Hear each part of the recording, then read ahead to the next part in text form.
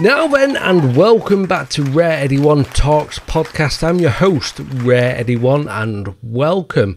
Hope you're having a fantastic time. Whatever time of day you're listening to, I hope you're having a brilliant, wonderful time. I hope you can join me with a little drink. If you can't join me with a drink, if you're listening to this at work or on the road or you're push biking or walking, I hope you've got something cold in your hand, maybe a pop, maybe a tea, maybe a coffee, maybe an iced tea. I love an iced tea. Do you guys love an iced tea out there? Tonight, I'm going to be drinking, I've had this before in the podcast, Raspberry Ripple Brothers Cider. And it's delicious. So, I know it's good. I know it's not going to punch me in the throat when I drink it. So, yeah. I have some news, so let me take a sip and we'll get to the news.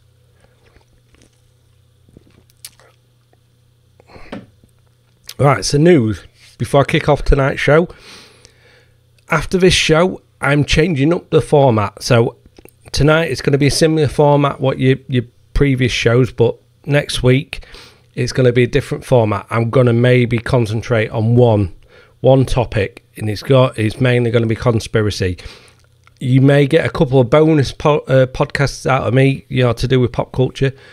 But unless you guys love this, let me know, and I probably won't change it up. But that's what I'm likely going to do. I'm going to likely change up the format. I'll get it down, get the episode time down, so maybe a 40 minutes to an hour show. Maybe less of me waffling on, a bit more of preparation into the show as well. So it's not going to be me rambling, waffle, or me swearing a lot. Because I'm going to try and maybe cut down the swearing as well. I'm not going to cut out the swearing, but last week's episode I said the C word hell of a lot, and that could be a good drinking game for you guys if you want to go back to episode 8 and see how many C words I get and see how pissed you get. That'd be a great game, I reckon. But yeah, like I say, I'm going to change the format up. I'm going to concentrate maybe a bonus topic at the end of the show, but I'm really going to concentrate on one topic. I may do a couple more. I may do another podcast, so you may get a couple of podcasts a week. One to do with pop culture, but I'm mainly going to focus on the conspiracy side. Unless, like I just said, unless you guys love this format that I'm currently doing, where I do conspiracy, then bit of pop culture, and back to conspiracy, and pop culture. If you love that, let me know. Please let me know your thoughts. But I have had feedback, so that's why I'm changing. I'm going to change up the feedback, and hopefully from there on out, you guys love it. Again, if you really would love to come and join me on this journey, because it's a journey for me. I love this. I love doing my little hobby, my podcast. If only one person is listening, that's fucking fine. If no person listens, that's fucking fine. I absolutely love this. I love doing this. I love editing. I love improving myself. I love improving reading and finding different editing techniques, and just learning something new about myself, and I absolutely love that. But on tonight's episode 9 of Rareeddie1 Talks, I'm going to be talking because it's October, and I'm going to want to concentrate on this month. I'm going to concentrate on haunted shit, and we're going to kick off with the real story of Annabelle, and then we're going to pop into the absolute flop for Disney, that is the Little Race-Swapped Mermaid. Then we're going to go back to the conspiracy, and we're going to have a look at some creepy cryptid, the Mothman. And then we're going to have a look at the shit show.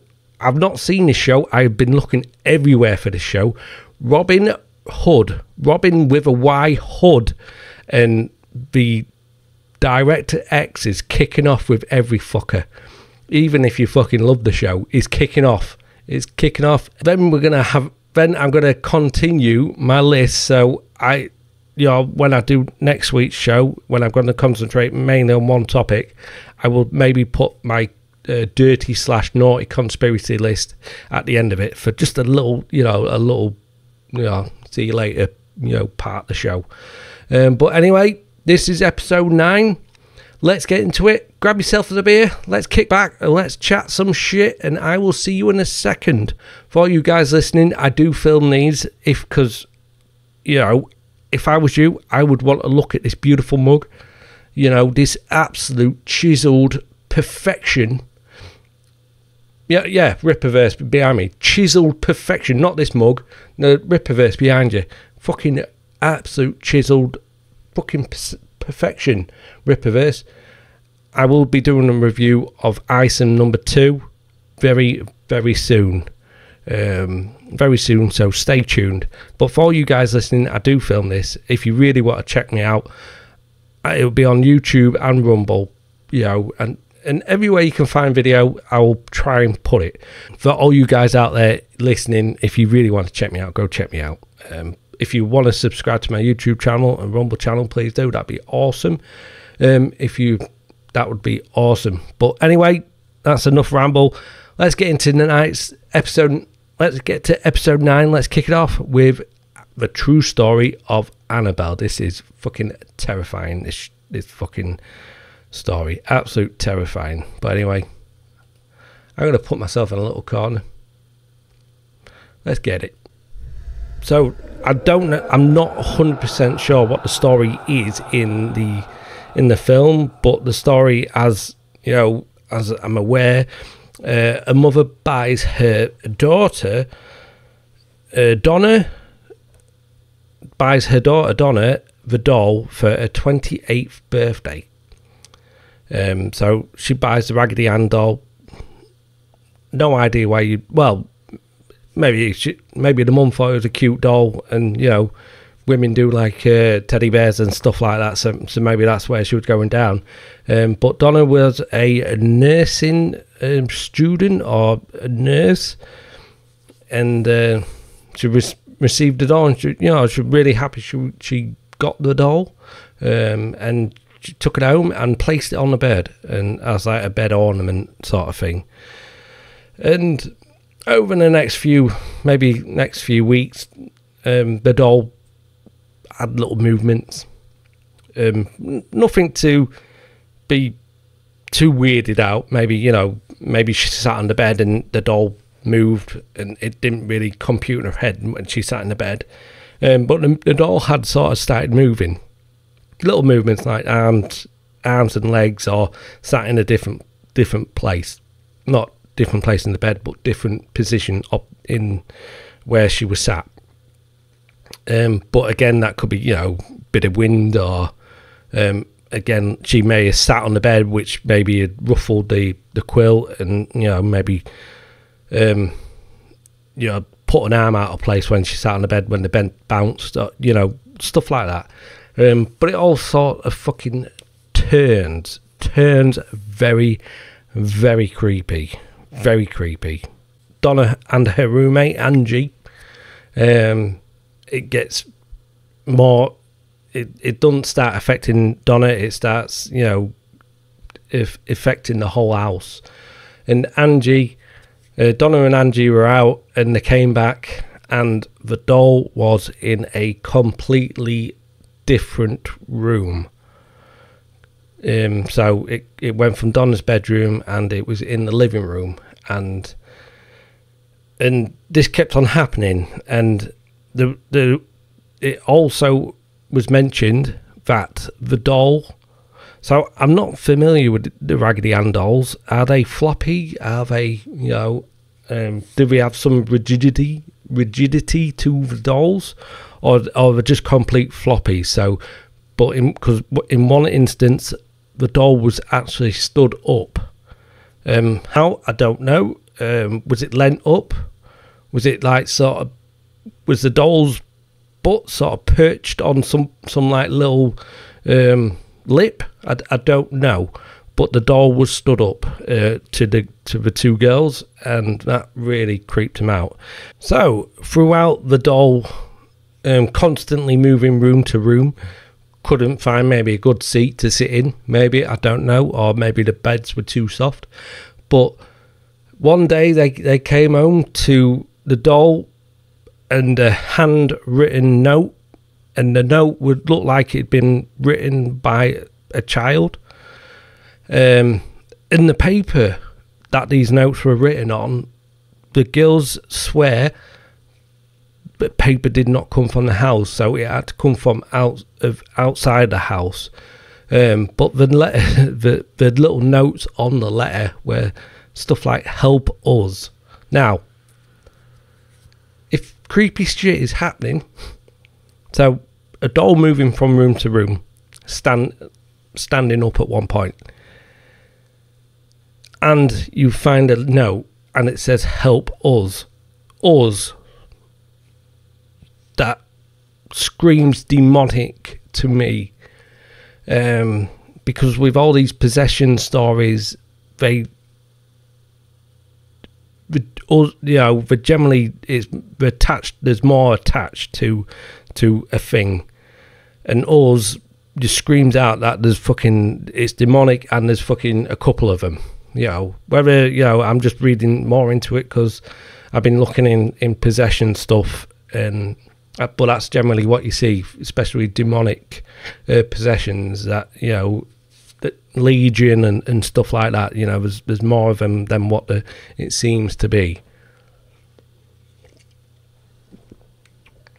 But Donna came home one night, and the doll had moved again. It moved back to Donna's bed. As Donna approached the bed, an overwhelming sense of dread came over Donna. And as she approached the doll, she was examining the doll. And the doll had splattered blood marks on the doll. Where the fuck? If that doesn't tell you to fucking burn shit down, I don't know what will.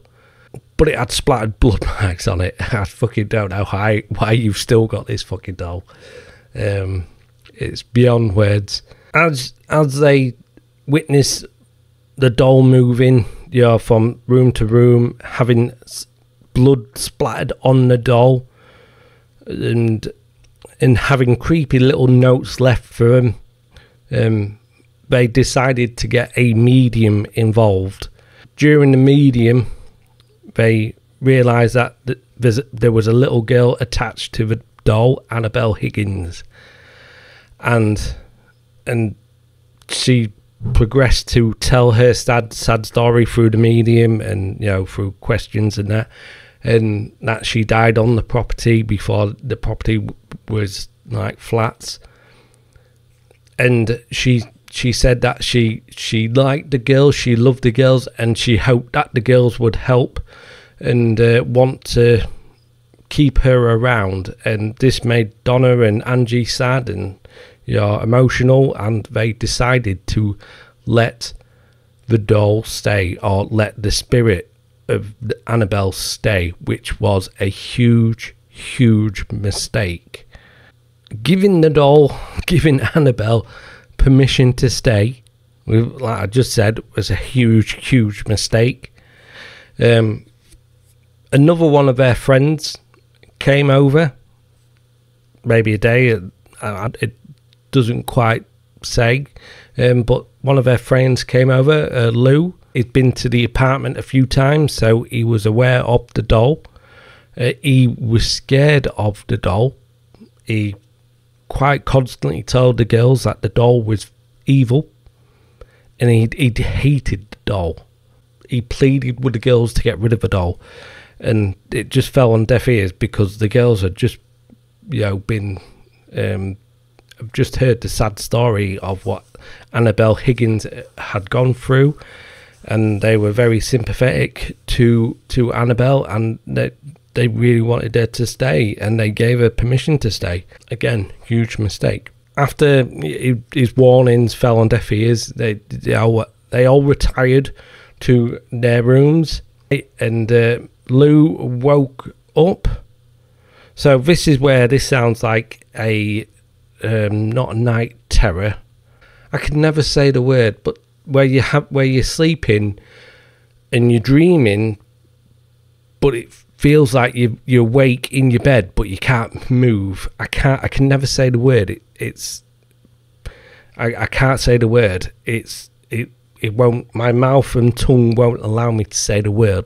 But you're sleeping, you're dreaming, but you're dreaming that you're awake in your bed and you can't move. You're paralyzed, basically, and things come up and like sit on your chest. It's fucking terrifying.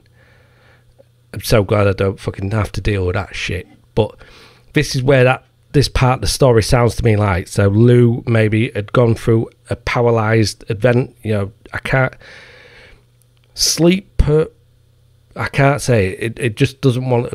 My mouth doesn't work with it. So I do apologize. I will have if you're watching this, I will have the word flash up.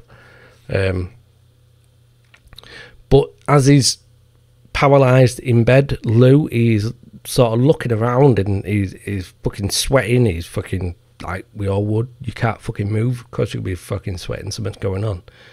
He notices Anne. He noticed the doll on the bed, and then he noticed the doll start to crawl up, move towards him, and appeared to choke him out. And obviously, it appeared to try and choke him out, so the doll's hands had gone over his mouth, and he passed out because the doll done a great fucking choker hold on him, and he passed out. So having that happen to him confirmed his belief that this doll was evil. Lou and Angie were just chilling out one day, and they heard some noise, some commotion coming from Donna's room. So they go and inspect it, and Lou sees the Ann doll fucking slung into the corner of the room. He goes to inspect. He felt something was behind him. Maybe Angie. No, he felt something was behind him. He turns round, nothing there. But then all of a sudden, fucking sharp pain on his chest, and it fucking pretty much hurts him. And he sees blood coming through his shirt, and so as he unbuttons, he sees 7 claw marks. Now, 7 was the age of Annabelle Higgins. The supposed little girl was attached to the doll. Now, Lou has 7 claw marks on his chest. Could that mean there could be 7 demons? Or 7 entities attached to the doll? I don't know. But each mark was deep and bleed quite a lot of blood. I would love to see the pictures. But again, I don't think there's any picture proof on that. But apparently these marks were hot to touch, and they healed in a matter of days. And if anyone's been cut deeply, that shit doesn't heal in days. So this is where Donna and the house decide to something's fucking up with this doll.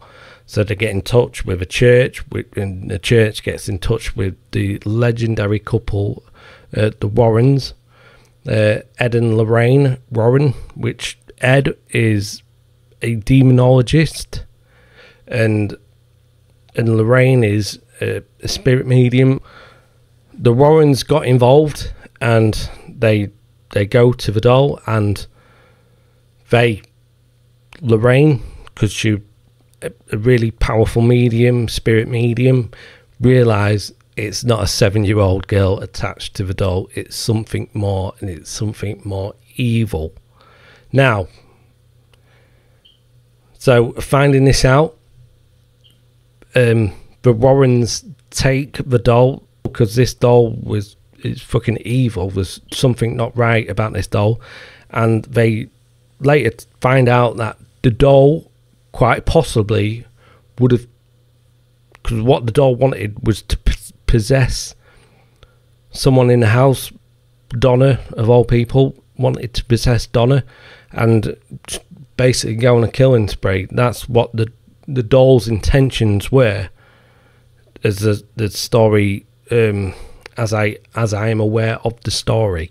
But this is where the Warrens take the doll, and that doesn't fucking, the doll doesn't go without any sort of protest. The fucking doll fucking has a journey of its lifetime. So the Warrens are taking the doll back to their house, because they have this garage or shed or a room full of just creepy possessed items and, you know, stuff in there.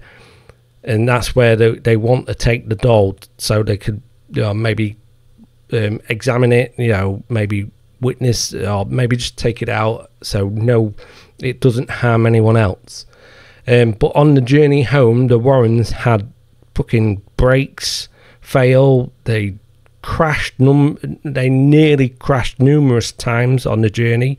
The car would lose control. They couldn't control the car.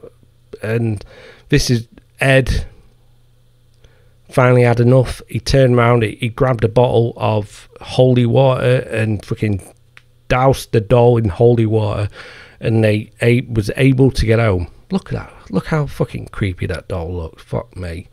Sorry, I'm just showing a picture of the Raggedy Ann doll. It's fucking creepy.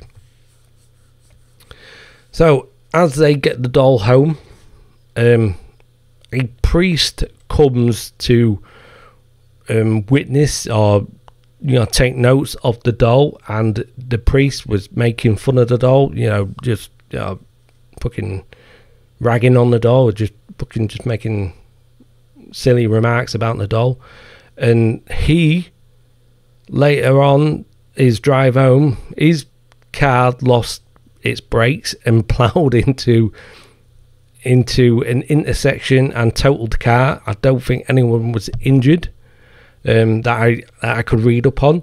And this is where the Warrens took the doll, and as the doll's in the wooden case now, and this is where the doll, this is where the Warrens put the doll into the case, which hopefully you've all seen the picture of the case. On the front of the case, it's got a warning sign to do not communicate, do not, you know, just warning you not to do anything stupid with the doll. And this is where the tragic event. So a couple came to the shop where, to the Warrens, to have a check the doll out, and they were fucking making some, they were having a right good laugh at the doll, saying, you know, you know, just poking so much fun out this doll, so much fun at the doll. They were, you know, saying, oh, you're nothing, you're nothing, you can't fucking scare anything. And they were having a good old laugh. And the young couple got on their motorbike, and they were going home, and they were laughing. I guess they were chatting along the way, and the bike just loses control, and they plow into a tree, killing the driver and injuring the partner, injuring the woman, and she was in the hospital for, you know, around about a year. And this is the tragic story of the doll possibly killing someone. Do you believe that this doll is possessed by something, a demonic presence, or an evil spirit?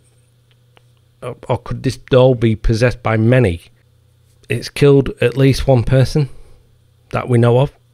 Or, well, I say it's potentially killed one person that we know of. You know, of course, they're having a good old fucking laugh. Who said they wasn't high as fuck when they was biking home?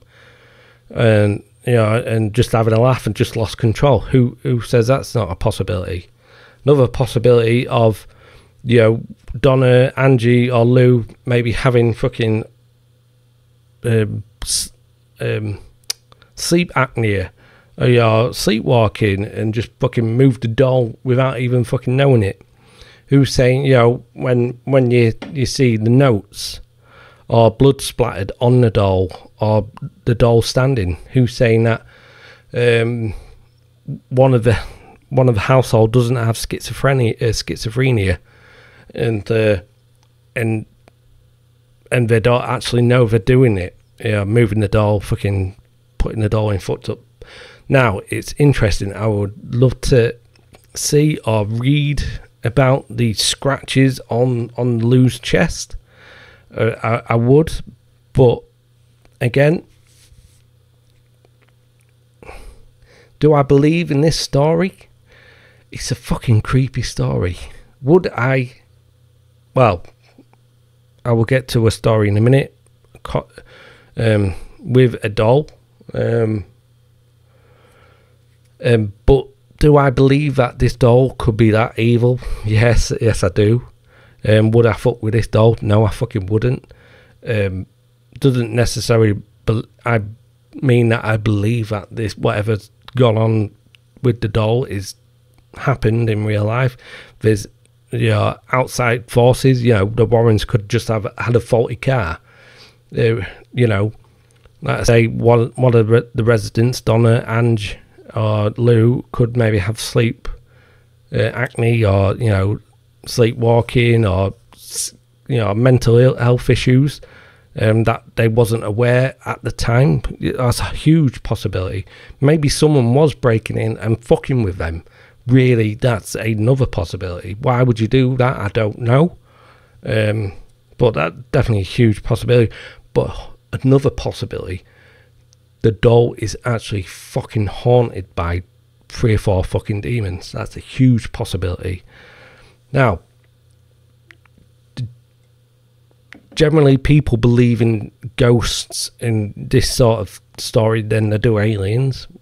So I'm not ruling it out. I'm not ruling out. And now, would I have one of these dolls? No fucking way. No fucking way. Now, the story I have is my mother, God rest her soul, had a similar doll. She bought from a second-hand shop. The doll didn't look like this, a Raggedy Ann doll. It was just, here in the UK, I don't think we had Raggedy Ann. I'm not 100% sure on that, but it was a Raggedy doll. And my mum put it on her bed, and she moved it. And that night, my mum had the worst nightmares of her life. And this made her not get rid of the doll, but put the doll in my fucking room, in my wardrobe. And that's where it fucking stayed until we moved out. But I didn't have anything to do with the doll. I had no nightmares. I had no nothing. But my mum swore down. I'd never seen my mum so scared. So yeah, she got moved that doll. I don't know why she didn't fucking chuck it. I don't know. I did. Maybe, doing that, maybe it pissed the doll off. I don't know. The true story of Annabelle. It's fucking terrifying. These dolls do. It's quite a fucking large doll, really. It's, the doll. You've probably seen the doll with Lorraine Warren. It's huge. It's a big fucking doll. It's fucking creepy as shit. Creepy as fuck. There is a documentary out there, and you're going through the Warrens' haunted museum, I guess you could call it, and she does actually point that doll out, saying that it's probably one of the worst things in this room. She does actually point that out, whether that's because that was a long way off from the films, but maybe they had a book coming out. I don't know. You can purchase a Raggedy Ann doll by item. No, I fucking don't want to buy the item. No, fuck that. No way, fucking hell. What do you think? Would you recommend me checking out the film Annabelle? I would have to watch it in the safety of day.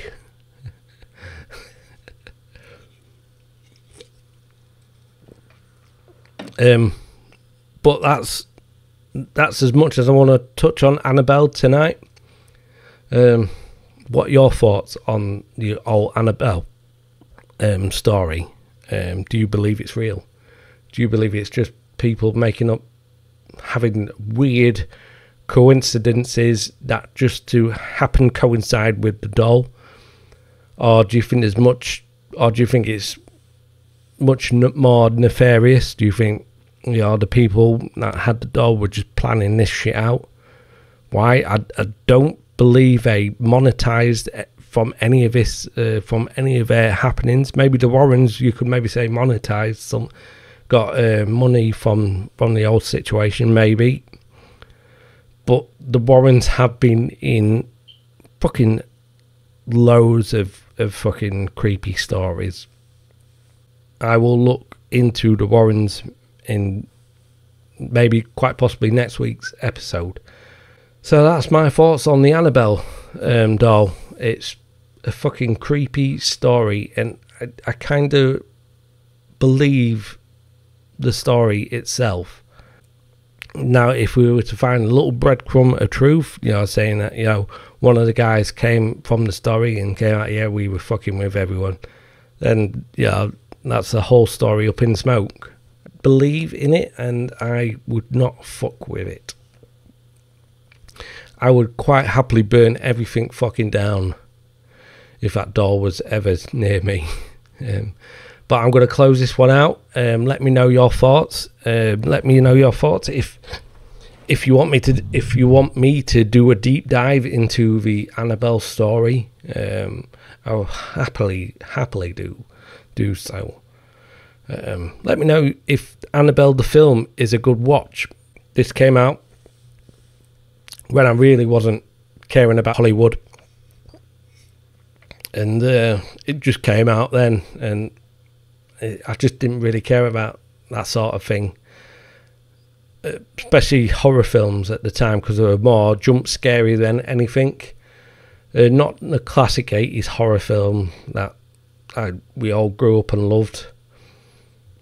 I say loved, but scared the shit out of me, and I have to watch them in the safety of day. But, you know, 80s horror is probably the best horror. Bit of pop culture for you all. The Little Mermaid. Now, this film has pretty much flopped at the box office. It's got a 7.2 on IMDb. I can't care. I know I don't care about Rotten Tomatoes, because we all know they fudged the numbers for Disney. I haven't seen the film, but I'll scroll all the way down to the first review. The title of the review is simply boring, and it was a 4 out of 10. The Little Mermaid is a good example of what's wrong with Disney these days. So it's just simply boring. Now, Disney can sit behind their diversity on this one, and if you criticize the film, you'll probably be called a racist or a sexist. Every one of these terms under the sun you'll be called for just criticizing the film, whether you like the film or not. But this film has done absolute horrible for Disney. Absolute horrible. Looking at the numbers for Little Mermaid, great website, absolute good website this. So at the worldwide box office, this film has made 568 million worldwide, just under 569 million, just under. And this film cost 200, and the production budget on this film was 250. Now, I have heard that the marketing cost was 150 million, thereabouts. But let's be generous and just say 100 million. So in total, this film cost 350 million. So if you put that number towards the worldwide box office, the film actually made money. But no, that's not the true story. That's not the story. The film, the theatres, and the theatres take 45% of that worldwide box office. So realistically, to break even, this film needed to make 7 to 800 million to realistically break even. Now it hasn't done that. It's lost over 100 million for Disney. Now they could probably write that off in other tax areas and all that, because Disney are fucking lying little fuckers. I nearly said the C word then, and I promised myself I wasn't going to do that. Horrible mess for Disney. Now they race swapped the main character. They race swapped Little Mermaid. So she's now a redhead black woman. That's all right. Why not make a whole new story? I imagine there's thousands of African stories they could maybe delve into, rather than just cheaply remaking The Little Mermaid and recasting it to be a black woman. Why? It's weird. You're probably thinking, why ask these questions? That's just weird. No. I know why Disney are doing it. They don't care about you or me. They don't care about if you're black or white. They don't care about that. They care about your money. And they know this is the laziest way for them. Well, they haven't made any money out of this film, but they've got their ticks in. They've, it look. I imagine they thinking they look good for people on Twitter who care about race and gender and all that bollocks. So The Little Mermaid had an already built-in fan base. That's one of the hopes for people to go out and fucking maybe purchase or go and watch the film. But why Disney? Why not create a new story or because Little Mermaid came from a German folk story or Danish folk story, sorry. So why not delve into the rich African continent or South American continent? I imagine there's fucking thousands of these stories, or similar stories that you could have maybe adapted. Yeah, you maybe have had to done a little bit of work, but all in all, that would probably have been a whole lot better for the world in your company. But you're lazy, you're fucking boring, and you didn't want to do that. And now, this is where we get into the problem of this, race swapping, and it only goes one way, because they are. We know this because Disney are doing a live action. I'm not quite sure if it's a film or a TV show, but they are doing a live action show of Lilo and Stitch. Now, the crazy people on Twitter, generally whales and women with blue hair and rings, these crazy people on Twitter kicking off because the main actress who they casted for the Lilo and Stitch film is a native Hawaiian woman now, or girl, or woman. Now, Lilo and Stitch is a Hawaiian story, and they cast a accurate Hawaiian, but because in a couple of the pictures she looks white,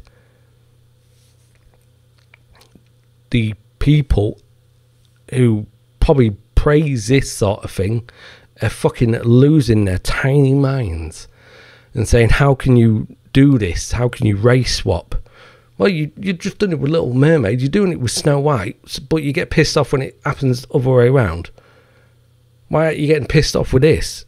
It just blows my mind. It just really does blow my mind. They get upset, and they have been getting upset. They've been attacking that actress, or saying you shouldn't be playing this because you're too white. When she's a native Hawaiian, and she she actually looks like the character. Yes, there's probably a couple of pictures where she does look a little bit white and they're losing their fucking mind, but you're alright when this happens. You're alright when it's race swapped to how you want it. It's mind-blowing. It really is. Really is. It's fucking absolute. I'm just picturing. I would put it up, but I can't find the video. I was looking for it. I was scrolling for a good minute or two. But I can picture this woman. She's getting mad at the Lilo and Stitch casting choice. She's fucking losing her mind because she doesn't look like the character. But yet you're happy when Disney race swap Little Mermaid and Snow White. The world is fucked. We have lost. We have lost. The pop culture war isn't lost yet. It still continues. Disney are learning. Will Disney turn? No, they don't. They won't. Maybe if someone fucking buys the fuckers, maybe, but they won't learn, and they will continue to do this, especially to predominantly white fucking characters. So yeah, it's just fucked up. They don't get mad one way, but they get mad the other way. It's fucking absolute fucked up. It's fucked, and it's what's wrong with Hollywood at the minute. You've let activists in. You've let activists control the story. You're letting them write all their political and ideological crap into these sort of stories, and they're going to try and brainwash your little boys and girls. And this is where this is what they want, these activists. And hopefully Disney and other studios start realising and chopping their jobs. They are losing your companies millions, quite possibly billions. Now, let me know your thoughts. Let me know your thoughts if you disagree with me on the race swapping and gender swapping. It's all right one way, but it's not all right the other way. It shouldn't. If you're like me, it shouldn't be all right anyway. It'd be like if they race swapped Blade to be a Asian guy. I fucking would hate that. I would hate that. Blade's probably one of my favourite characters. Fucking one of my favourite characters. A gender swap Thanos, first fucking villain that come to my head. Yeah, if Thanos was Thanos, with a tight little thong on, I would hate it. A lot of us nerds would hate it, and that's what a lot of us nerds are fucking continue to go on about and fucking criticise, because a lot of these stories just a laziness and a little effort. But as long as they get the Twitter ticks or X twix, the ticks on Twitter, fucking X, as long as they get the ticks on Twitter, they're happy. And it makes them look good without actually being good. Because if you was interested with making black stories or Asian stories or South American stories, Latin stories, these cultures have vast amounts of stories, thousands of years of stories. So why not delve into these stories? And I imagine these stories aren't even fucking hard to find. So why do you constantly want a race swap, gender swap? It's just laziness at the end of the day. It's just pure fucking laziness. Now, that's my thoughts on the old Little Mermaid. Let me know your thoughts. Again, if you disagree with me, let me know. If you agree with me, let me know. I would love to have a conversation with you guys on this topic. But I'm going to close that off because I don't feel nothing towards it, to be honest with you. It's just fucking Disney race swapping shit again.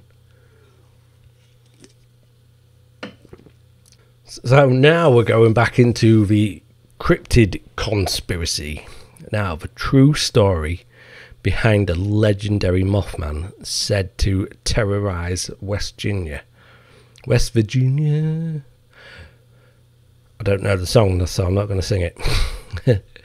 As legend has it, the flying Mothman mortified countless Point Pleasant residents in the late 60s, and when a bridge collapsed, the creature was blamed for the deaths of 46 people. On November 12th, 1966, the year England won the World Cup,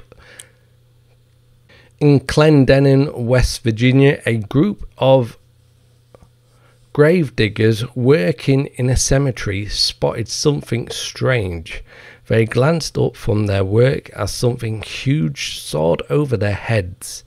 It was massive. It was a massive figure that was moving rapidly from tree to tree. Moving rapidly from tree to tree.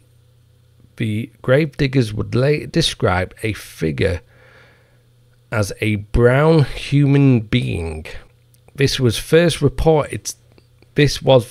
reported sighting of what would come to be known as the Mothman, as an elusive creature that remains a mystery, as it was on the night that a few frightened witnesses first laid eyes on it. The legend of Mothman of Point Pleasant.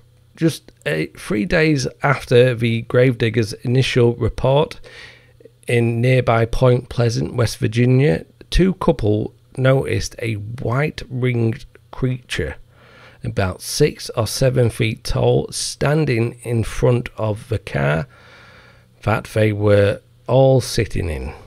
Eyewitnesses Roger Scarberry and Steve Mallett told local paper the Point Pleasant Register that the beast had bright red eyes about 6 inches apart, a wingspan of 10 feet, and the apparent urge to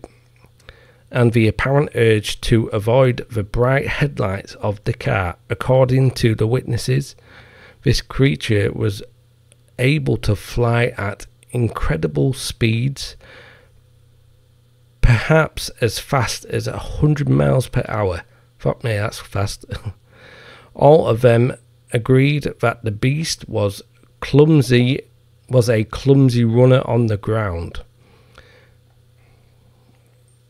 All of them agreed that the beast was a clumsy runner on the ground. They knew this only because it allegedly chased their vehicle to the outskirts of the town in the air, then scuttled into a nearby field and disappeared. Knowing how absurd this must have sounded to a local paper in a small Appalachian county in the 1960s, Scarberry insisted that the apparition couldn't have been a figment of his imagination. He assured the paper, if I had seen it while by myself, I wouldn't have said anything, but there were 4 of us who saw it. The 4 people witnessed a winged creature with the wingspan of 10 feet and red glowing eyes, who was a bit of a clumsy runner. At first, reporters were skeptical. In the papers, they called it the Mothman.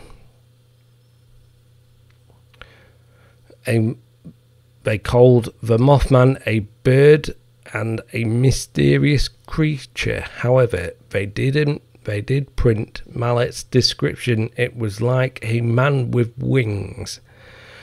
But more and more sightings were reported to Point Pleasant area over the next year as the legend of the Mothman took shape. The Gettysburg Times reported 8 additional sightings in the short span of 3 days after the first claims. After 3 days after the first claims. This included 2 voluntary firefighters who said they saw a very large bird with red eyes. Newell Partridge, a resident of Salem, West Virginia, claimed that he saw a strange patterns appearing on his television screen one night, followed by a mysterious sound outside his home. Shining his flashlight towards the direction of the noise, Partridge supposedly witnessed 2 red eyes resembling bicycle reflectors looking back at him. This anecdote remains a popular one in the Mothman mythos, especially since it allegedly led to the disappearance of Partridge's dog. To this day, some still believe that the fearsome beast took his beloved pet. What is the Mothman really?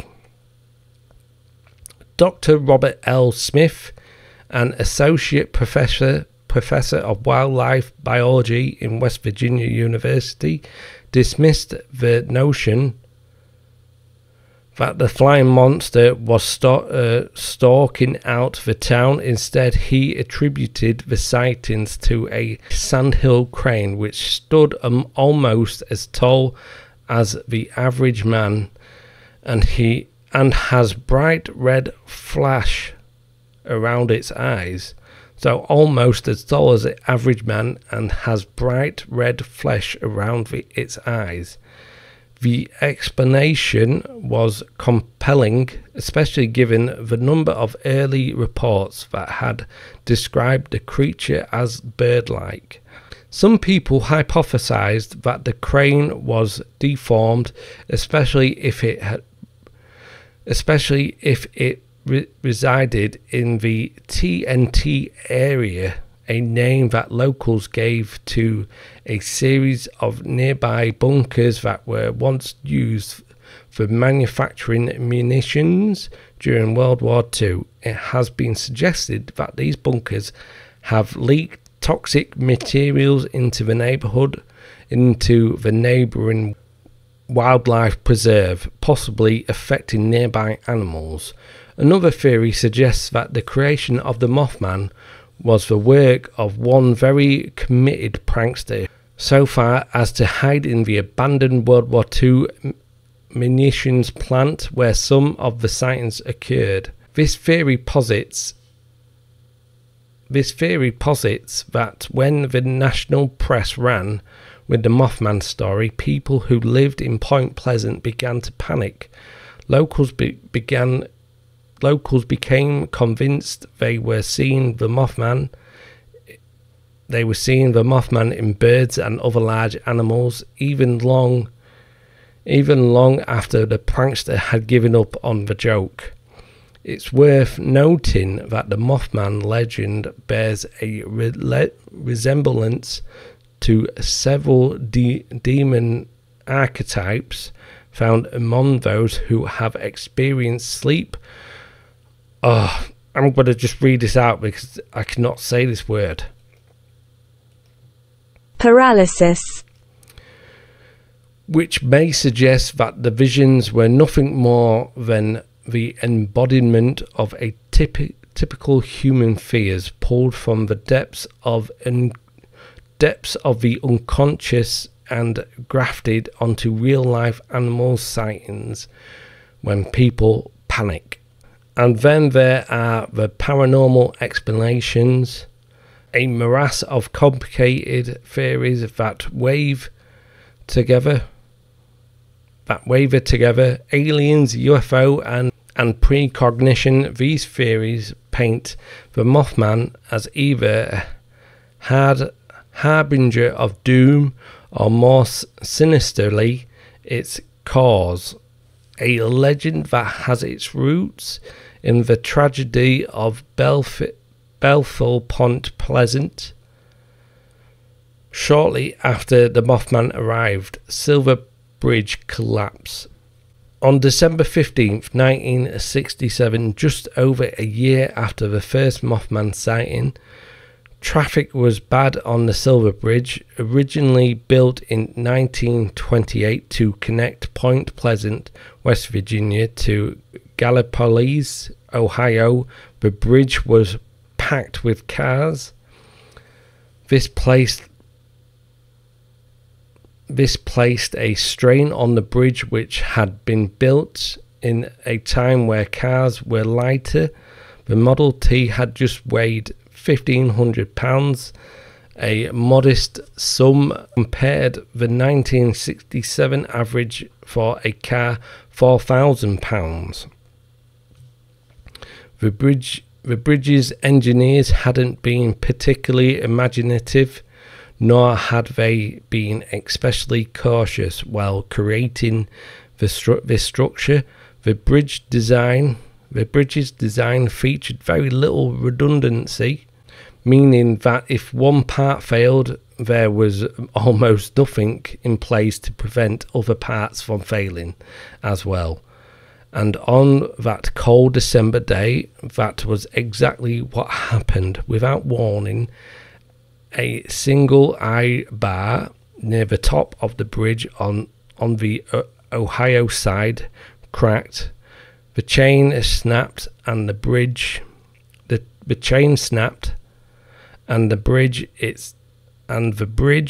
its careful equilibrium disturbed, fell to pieces, plunging cars and pedestrians onto the icy water of the Ohio River below. 46 people died either by drowning or being crushed by the wreckages. Following the Mothman sighting, the bridge collapsed was the second terrible and bizarre thing to put Point Pleasant on the map in a year's time, so it didn't take long for something to connect the two.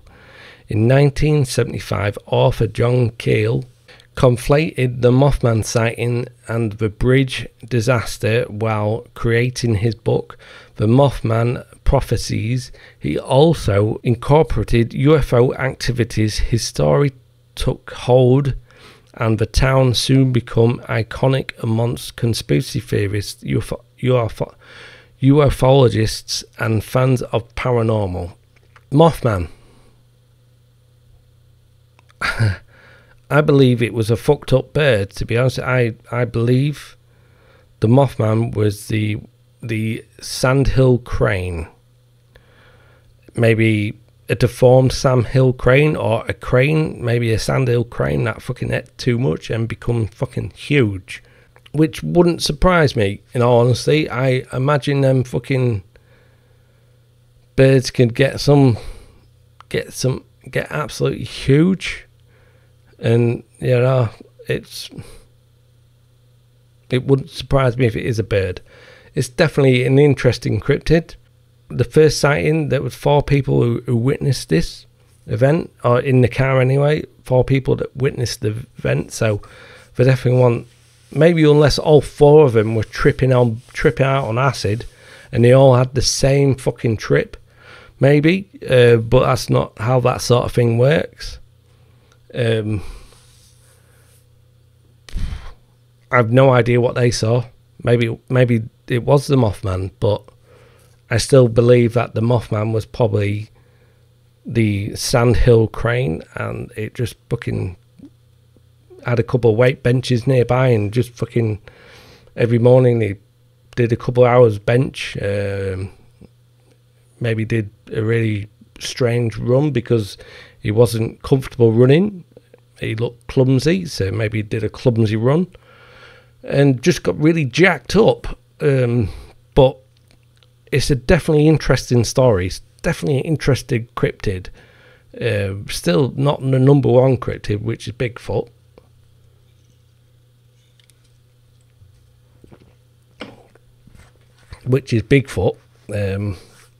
But it's definitely an interesting cryptid.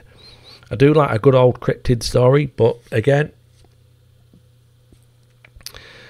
I would have to see it myself, but to actually say, yeah, I believe in it. But at this point of time, I'd just tend to believe it's the sandhill crane, a really jacked up, fucking huge motherfucker sandhill crane. It could probably beat everyone in an arm wrestle. Would you have an arm wrestle with the Mothman or sandhill crane? Let me know your thoughts. So I'm going to close it out, and and then we're going to have a little look at Robin with a Y hood. Yet again another story adapted for TV, what has not only been race swapped but has been gender swapped. You know, I'm from the UK, I'm from England, and Robin Hood is a huge fucking deal here in the UK, and they have just turned it into a woman of colour who's an hip-hop artist. Where's the stealing from the rich and giving from the poor? I've no idea. I really want to watch this fucking TV show and review it, but I pulled up IMDb and it has a 1.1 out of 10. A 1.1 out of 10. Let's see if I can have a quick read of a couple of these. So 6.8% have given it a 10, and 86.8% have given it a 1. Almost 2,000 people have given it a 1 star. 158 people have given it a 10 star.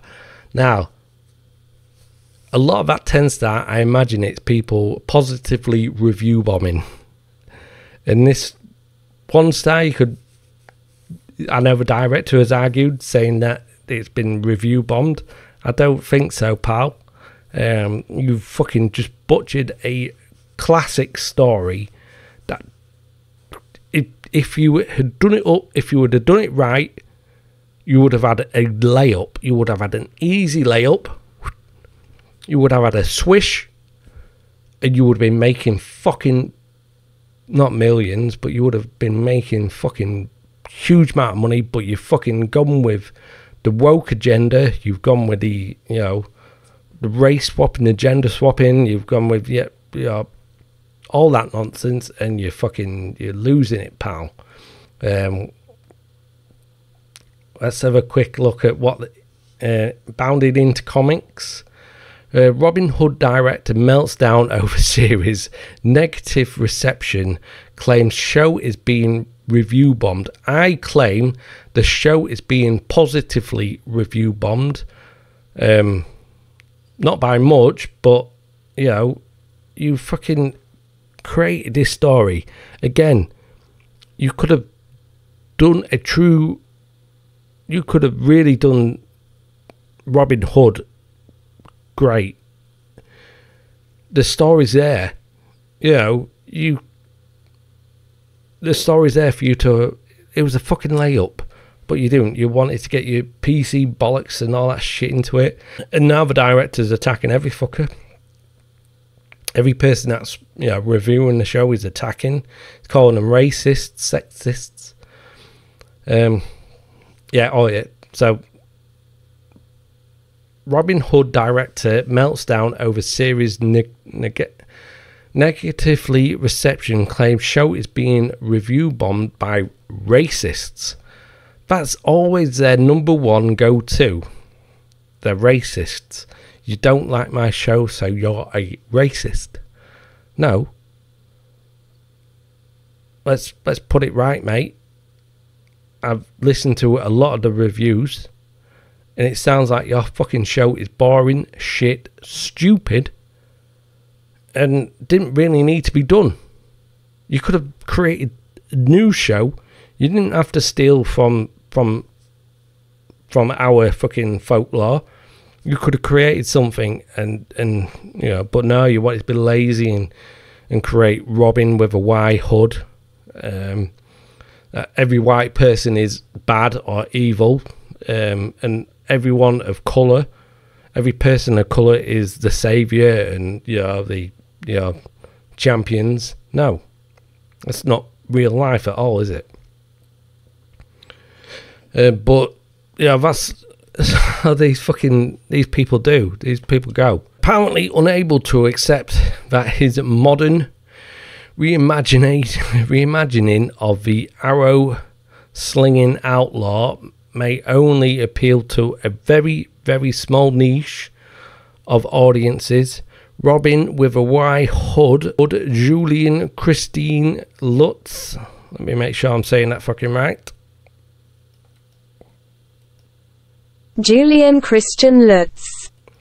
Julian Christian Lutz has lashed out at critics of his new series, accusing them of being not just angry nerds, but also outright racists. Created by Lutz, otherwise known as Alias Director X, what a fucking name, dickhead, and featuring a story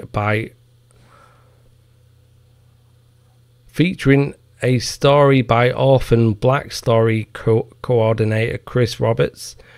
The 8-episode near-fi action. What the fuck? Near-fi action drama. The 8-episode near-fi action drama is described by its host network, Canada's Global Television Network, as a contemporary reimagining of Robin Hood, wherein Robin with a Y is a fearless young woman who needs no man, who is not just another superhero with abilities normal people don't have. She is a Gen Z driven by injustice of today's, who embraces heroic and hopeful and playful elements of the world's most recognizable folk hero. She's no ordinary hero. She's a Gen Zer. She's a woman that needs no man. She is a social justice warrior. She is hero for the injustice. I would love to get in and have a look at this show. It's a folk hero of England. You know, Sherwood Forest, you know, Nottinghamshire, you know, Little John, Friar Tuck, Robin of Locksley, Maid Marian, you know, and they've just fucking butchered a classic fucking story, butchered it for a modern audience, and that modern audience doesn't exist, you fucking idiot.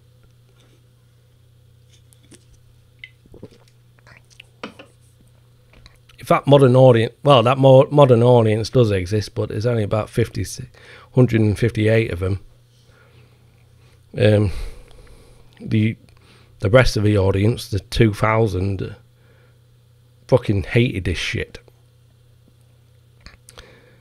So, details of the series: she learns to fight for what's right, to care for and lead her followers, and like all Robin Hoods since the first ballad, Robin with a Y holds those in power to account by using their greed against them to help the community.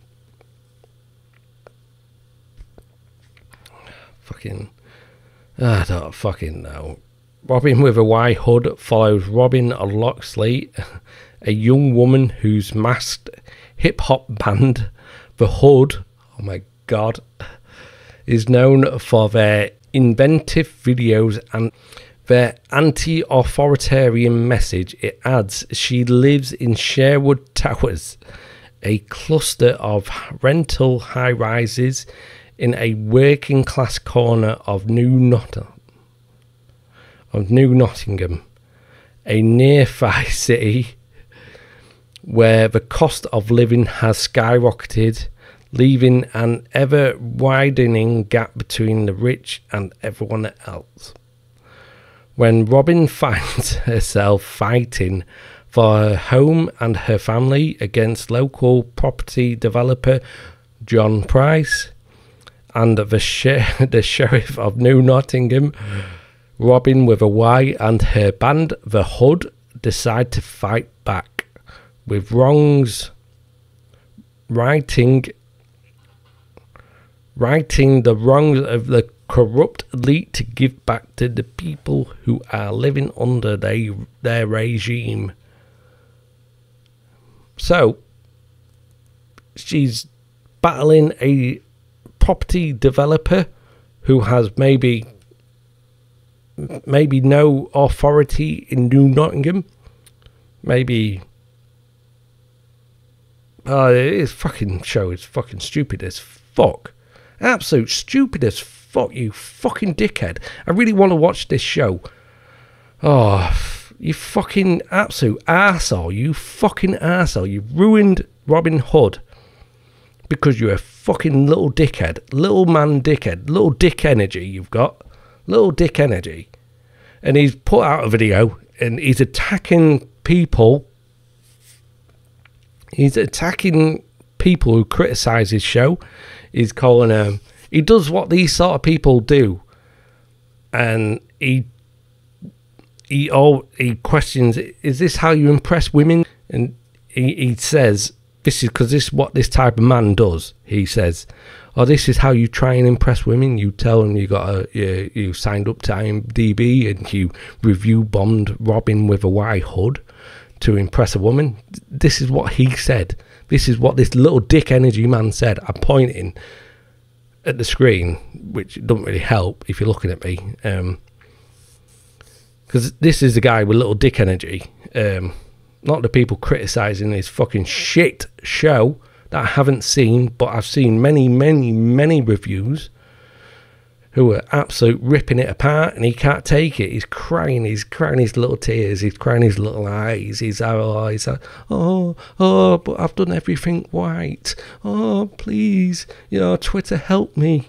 And he's being a little fucking bitch about it, and and he'll call everyone a racist or sexist, and that'll be fine. And the normal person will probably, this Director X dark guy is being attacked by racists, and no, he's attacking people who are criticising his shit show. Simple as. And if that doesn't give little dick energy, I don't know what does. But that's the world we're living in. That is the world we are living in. Don't you love it? Welcome. Well, anyway, I'm going to fuck this little dickhead off. I hope to review his show at some point. I really do hope to review his show at some point. How I like to end on tonight's show, I will continue this not dirty and not naughty conspiracy list for Watch Mojo. It's just a top 10 conspiracy list from Watch Mojo. It's definitely not naughty, it's definitely not rude, but I will continue it because it only take me a couple of minutes to get through these and have a quick thought and theorise. So I probably will continue this list for the next 5 topics, the next 5 shows. But we are at Watch Mojo, and it is the top 10 conspiracies. Reddit. It is the top 10 Reddit conspiracy theories that might actually be true. I was calling this my dirty/naughty conspiracy list. I still will, but it's not dirty. It's definitely not naughty. So I still watch Mojo now and again, but I haven't watched it in a long time. I still watch Mojo now and again, and I generally only watch it for Rebecca Bryant. She's an absolute fucking stunning woman, beautiful woman. I've said that every episode, I think. Absolute awesome voice, fucking amazing voice on her. Every time I read these, her voice is in my head, which is good. But we are at number 5. And the 10-year challenge was created for facial recognition. Social media is full of memes designed to get people to post photos of themselves, but one in particular has been cited as being more than it appears. The 10-year challenge, in which people post pictures of themselves both currently and 10 years prior, have been suggested to have been crafted so as to give facial recognition software a baseline for how people's faces change over the course of a decade. Although a lot of these photos were already available on social media, specifying the 10-year gap and then placing them side by side would be a lot easier than data mining millions of people's photos. So it's definitely an interesting theory, and it's definitely it's one I have heard of. It's more sort of involved with like with the Chinese CCP and their social credit score. It's more definitely to do with that sort of side of things. But it's definitely interesting. Definitely interesting. Do I believe it's got more nefarious applications? Definitely. We all should know at this time that social media isn't benefiting people.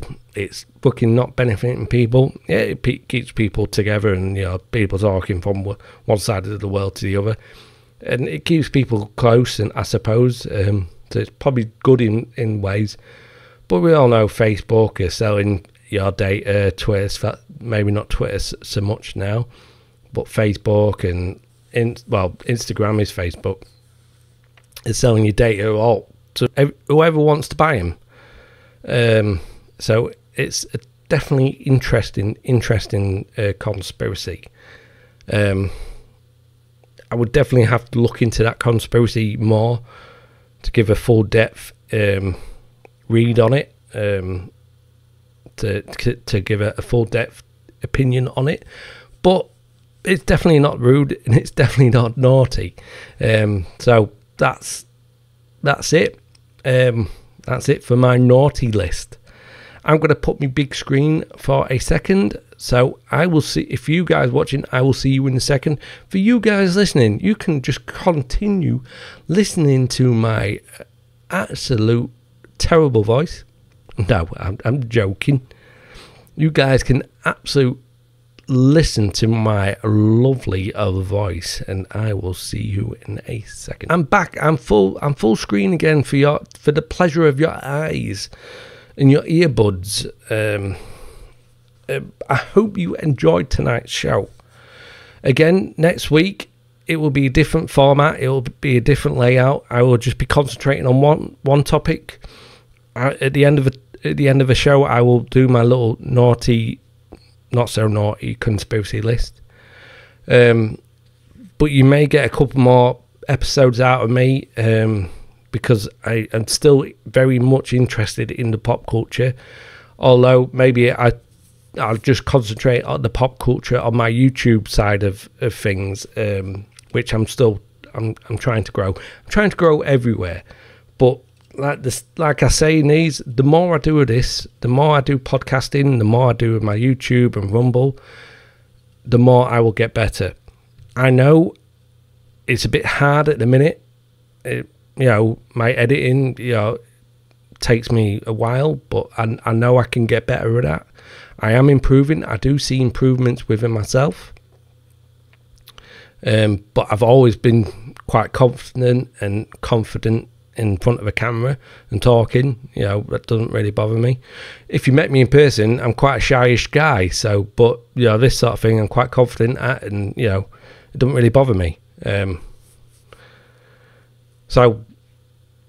But I can see improvements with myself. I definitely improve. I love editing, and I'm improving in that as well. But the more I do these, the more I will get better and improve. But like I say, I'm going to try this format out. I'm going to try the one topic an episode format. definitely conspiracy and the scary side of stuff, especially in October. So I'm definitely going to concentrate on that and hopefully give you a little bit better story and topic and, you know, my thoughts on it. Hopefully that improves for you guys. Unless you know, get in touch with me and, you know, tell me, no, don't do it, and I'll happily come back to this sort of show. I fucking love it. I absolutely love it. Because at the end of the day, I want this show to be like a conversation for you guys that you feel like you're involved in. It feels like you're having a conversation with me. That's what I really, really would like. Again, I will continue to say this. If you really maybe think you would love to guest on one of the shows or like to be involved with the show, get in touch with me and we can see what we can do. You could maybe be a guest, you can maybe be a co-host. I would love that. Again, if no one gets in touch with me, I'm more than happy to solo these, more than happy to do that. Again, if no one listens, I'll still do these, because I'm loving doing this. Absolute love doing this. And yes, I've got to continue to do it. And it makes me happy at the end of the day. And that's inevitably a good thing. It makes me happy. If I'm happy, hopefully I can make someone happy out there. So I'm going to continue to do these anyway. So that's a little spiel out the way for me. If you like this episode, or if you like this podcast, please follow me on whatever podcast provider you're listening to. Please leave me a review, because that'll do loads for the show. If you are watching these on YouTube and Rumble, please give me a like. Please subscribe to my channel. If you didn't like the show, I thank you anyway for listening or watching. I thank you anyway. I hope I can change your mind on that. I've been Rareeddie1. This has been Rareeddie1 Talks. I will see you in my next episode. Stay naughty, stay dirty, and more importantly, stay fucking filthy. See you guys next week. Peace.